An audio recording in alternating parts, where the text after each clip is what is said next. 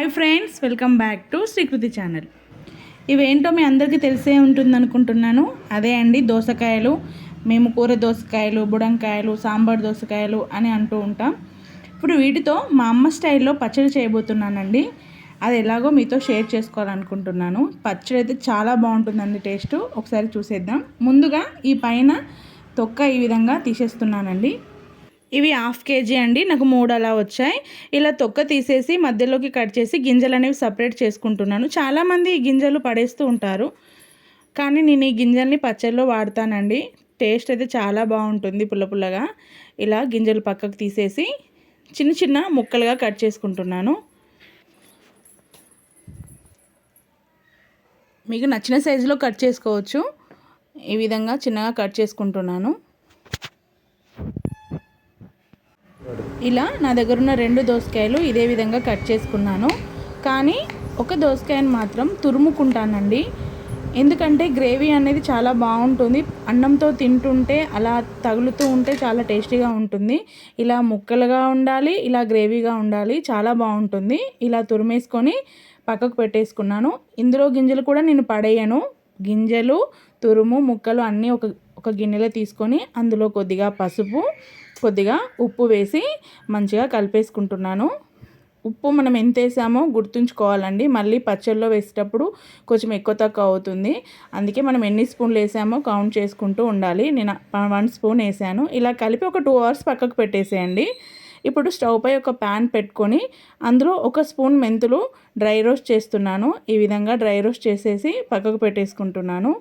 మళ్ళీ ఇదే ప్యాన్లో 2 స్పూన్లు ఆవాలు తీసుకున్నానండి. 2 స్పూన్ల ఆవాలు కూడా కొద్దిగా ఇలా వేడి చేసేసి పక్కకు తీసేసుకుంటున్నాను. ఇప్పుడు ఇందులోనే కొద్దిగా జీలకర్ర కూడా తీసుకొని ఇదే విధంగా డ్రై రోస్ట్ చేసి పక్కకు పెట్టేసుకున్నాను. ఈ 3 చల్లారడానికి కొద్దిగా టైం పడుతుంది. ఇవి 3 మొత్తం చల్లారిన తర్వాత మనము పౌడర్ చేసి పక్కకు పెట్టేసుకోవాలి. ఈ పచ్చడి అనేది 1 week 10 days వరకు స్టోర్ ఉంటుందండి. ఫ్రిడ్జ్లో పెట్టేసుకొని స్టోర్ చేసుకోవచ్చు. మనం ఇప్పుడు మిక్సీ పట్టేసుకుందాం. చాలామంది ఈ దోసకాయ పచ్చడిను పెళ్ళిళ్ళల్లో, ఫంక్షన్స్లలో పెడుతూ ఉంటారు. ఇలా మనం ఇంట్లో కూడా చేసుకోవచ్చు. చూసారా, 2 hours తర్వాత వాటర్ మొత్తం ఊరాయండి. ఇప్పుడు ఇందులో 2 స్పూన్ల కారం వేస్తున్నాను. అదేవిధంగా 1 స్పూన్ ఉప్పు వేస్తున్నాను. ఆల్రెడీ ఫస్ట్ 1 స్పూన్ వేసాను, ఇప్పుడు మరొక స్పూన్ వేస్తున్నాను. ఇలా ఇప్పుడు మనం మిక్సీ పట్టుకున్న పొడి కూడా ఇందులోనే, ఆవాల పొడి కూడా ఇందులోనే వేస్తున్నాను. ఇలా వేసి చక్కగా మొత్తం కలిపేసుకోవాలి. ఇలా మొత్తం పొడి వేసి మొత్తం చక్కగా కలిపేసుకుందాం. వాటర్ అయితే చాలా బాగా ఊరాయండి. మనం ఉప్పు వేసాం కదా, అందుకే చాలా బాగా ఊరాయి. ఇలా కలిపేసుకొని దీన్ని కూడా ఒక 1 hour వరకు పక్కకు పెట్టేసుకోవాలండి. ఎందుకంటే దోసకాయ పచ్చడి ఎంత ఊరితే అంత పులుపు వస్తుంది, అంత టేస్ట్ అనేది చాలా బాగుంటుందండి. ఎస్పెషల్గా స్మెల్ అనేది చాలా బాగుంటుందండి. ఇప్పుడు 1 hour తర్వాత మనము స్టవ్ పై ప్యాన్ పెట్టుకొని అందులో కొంచెం ఆయిల్ ఎక్కువగానే పడుతుంది. పచ్చడి కదా, 10 days వరకు నిలువ ఉండాలి, మరి అందుకే కొంచెం ఆయిల్ ఎక్కువగా పడుతుంది. ఇప్పుడు ఇందులో జీలకర్ర, ఆవాలు 1 స్పూన్ వేసాను. అలాగే అందులో కొన్ని ఎండుమిరపకాయలు కూడా వేసి ఈ విధంగా చిట్లనివ్వాలండి. అదేవిధంగా కొద్దిగా కరివేపాకు కూడా వేసాను. కరివేపాకు కూడా మంచిగా నూనెలో ఫ్రై అవ్వాలండి. ఇలా జీలకర్ర, ఆవాలు, ఎండుమిర్చి, కరివేపాకు మొత్తం మంచిగా చిట్లిన తర్వాత మనము ఒక గుప్పెడు వెల్లుల్లి ఇలా కచ్చాపచ్చాగా దంచి నేను అందులో వేస్తున్నాను. వెల్లుల్లి అనేది కొంచెం ఎక్కువ క్వాంటిటీలోనే పడుతుంది. ఒక గుప్పెడు వెల్లుల్లి తీసుకున్నానండి.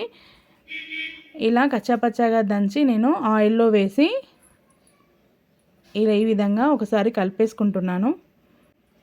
ఇది కొంచెం ఫ్రై అయ్యాక ఇందులో కొద్దిగా పసుపు వేస్తున్నానండి.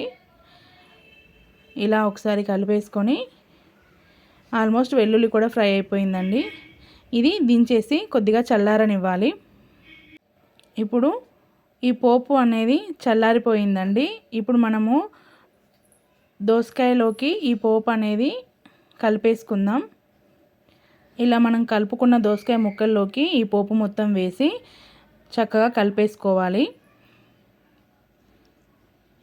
ఇలా మొత్తం వేస్తున్నాను. ఇప్పుడు బాగా కలిపేసుకోవాలండి. ఇలా కలిపేసుకుంటే ఎంతో టేస్టీ అయిన దోసకాయ పచ్చడి రెడీ అయిపోయిందండి. ఇది పెట్టిన రోజు కంటే తెల్లారి తింటే ఇంకా చాలా చాలా బాగుంటుంది. వేడివేడి అన్నంలో కూర పక్కకు పెట్టి పచ్చడి మొత్తం తినేస్తారు, అంత బాగుంటుంది. తప్పకుండా ట్రై చేయండి. నా ఈ వీడియో మీకు నచ్చితే లైక్ చేయండి, షేర్ చేయండి. Thank you for watching. Please subscribe my channel.